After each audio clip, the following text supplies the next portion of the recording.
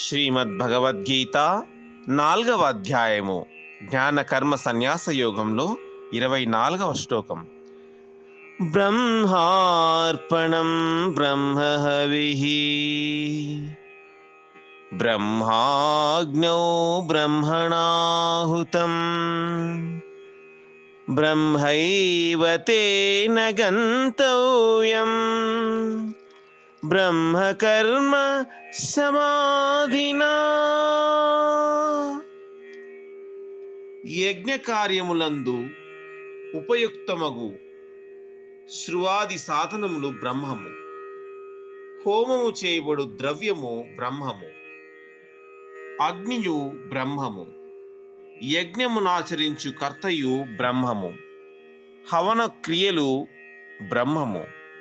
ఈ బ్రహ్మ కర్మయందు స్థితుడై ఉండు యోగి ద్వారా పొందదగిన యజ్ఞ ఫలము కూడా బ్రహ్మమే అంటున్నాడు పరమాత్మ.